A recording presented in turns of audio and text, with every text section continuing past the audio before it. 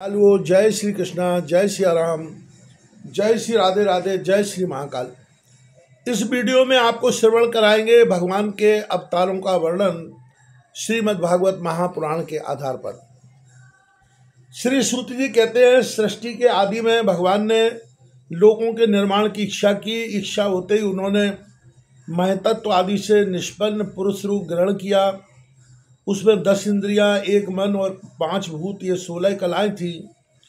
उन्होंने कारण जल में शयन करते हुए जब योग निद्रा का विस्तार किया, तब उनके नाभि सरोवर में से एक कमल प्रकट हुआ और उस कमल से प्रजापतियों के अधिपति ब्रह्मा जी उत्पन्न हुए।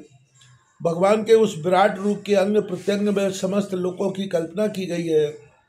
वह भगवान का विशुद्ध सत्यमय श्रेष्ठ रूप है।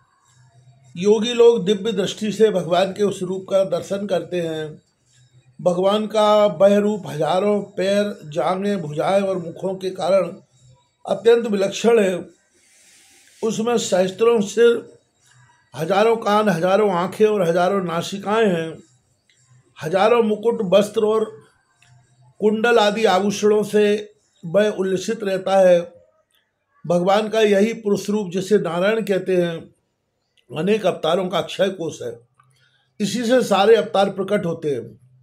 इस रूप के छोटे छोटे अंश से देवता, पशु, पक्षी और मनुष्य आदि योनियों की सृष्टि होती है। इन्हीं प्रभु ने सबसे पहले कौमार सर्ग में सनक, सनंदन, सनातन और सनत कुमार, इन 4 बालकों के रूप में अवतार ग्रहण करके अत्यंत कठिन अखंड ब्रह्मचर्य का पालन किया। दूसरी बार इस संसार के कल्याण के लिए समस्त यज्ञों के स्वामी उन भगवान ने ही रसातल में गई हुई पृथ्वी को निकाल लाने के विचार से शूकर अवतार ग्रहण किया।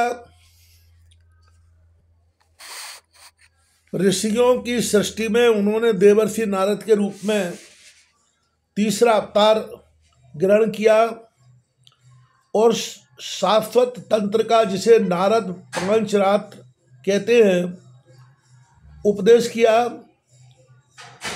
उसमें कर्मों के द्वारा किस प्रकार कर्म बंधन से मुक्ति मिलती है, इसका वर्णन है।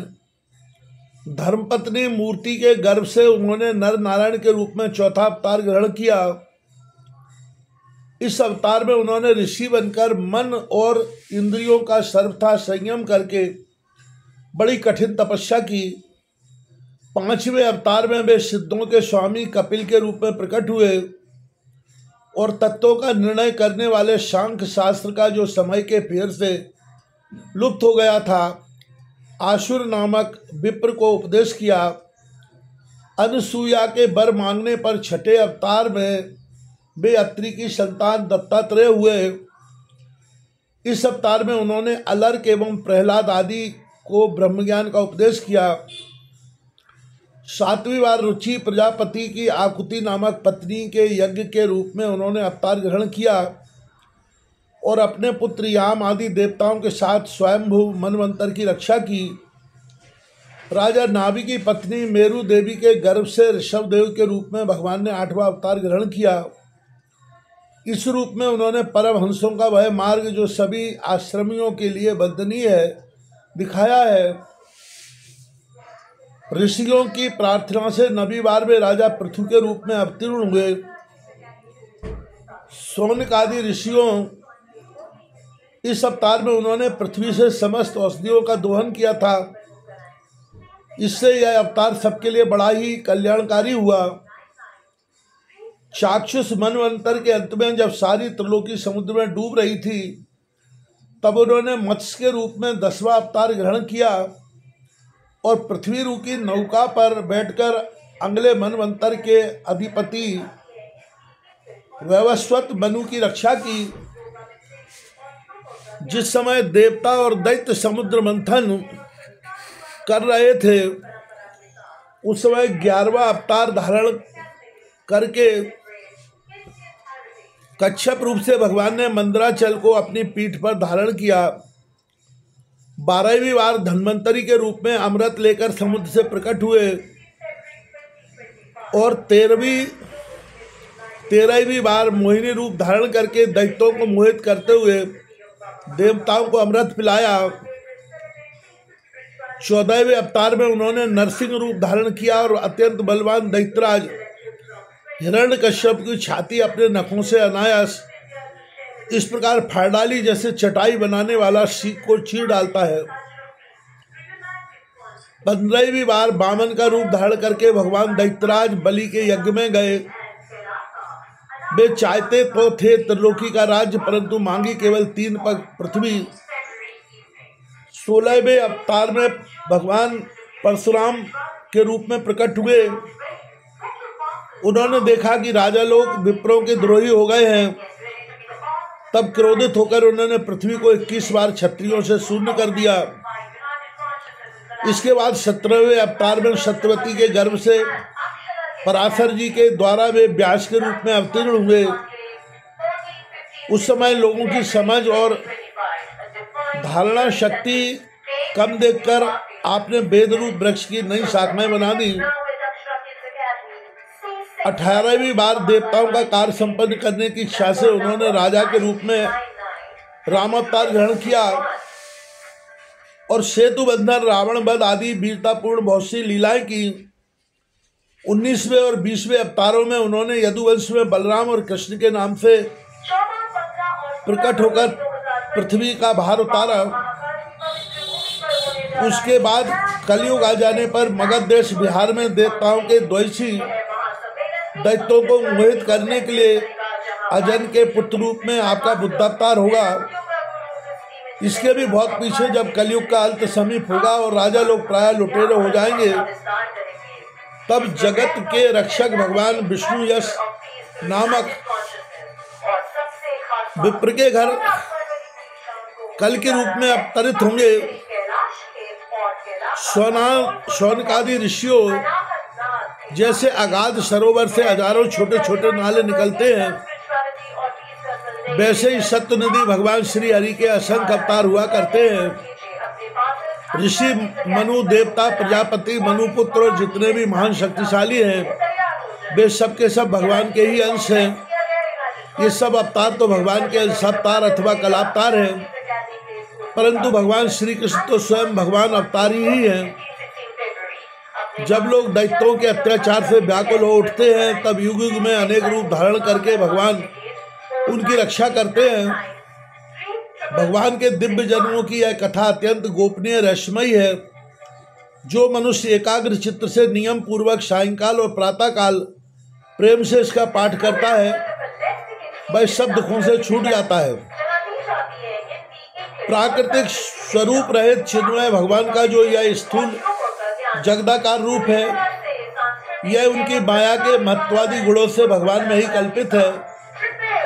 जैसे बादल वायु के आश्रय रहते हैं और धूसर पना धूल में होता है, परंतु अल्पबुद्धि मनुष्य बादलों का आकाश में और धूसर पने का वायु में आरोप करते हैं, वैसे ही अविवेकी पुरुष सबके साक्षी आत्मा में स्थूल दृश्य रूप जगत का आरोप करते हैं। इस स्थूल रूप से परे भगवान का एक सूक्ष्म अव्यक्त रूप है, जो ना तो स्थूल की तरह आकाश आदि गुणों वाला है और ना देखने सुनने में ही आ सकता है, वही सूक्ष्म शरीर है। आत्मा का आरोप या प्रवेश होने से यही जीव कहलाता है और इसी का बार बार जन्म होता है। उपरिक्त सूक्ष्म और स्थूल शरीर अविद्या से ही आत्मा में आरोपित है।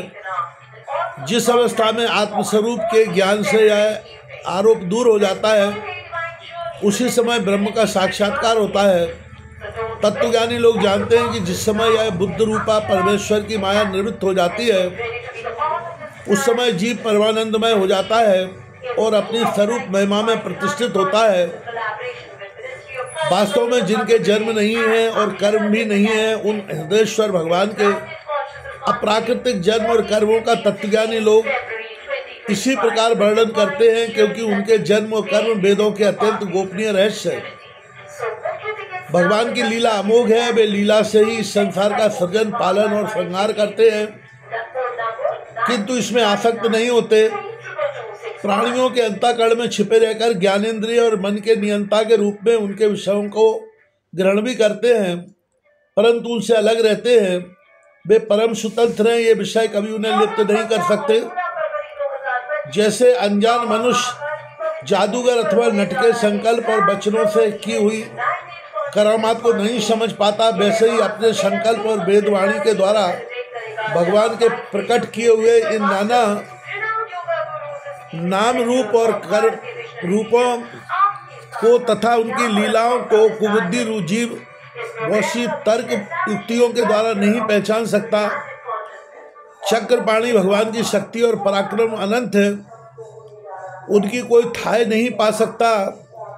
वे सारे जगत के नियंता होने पर भी उससे सर्वथा परे है और उनके स्वरूप को अथवा उनकी लीला के रहस्य को वही जान सकता है जो नित्य निरंतर निष्कपट भाव से उनके चरण कमलों की दिव्य गंध का सेवन करता है, सेवा भाव से उनके चरणों का चिंतन करता रहता है।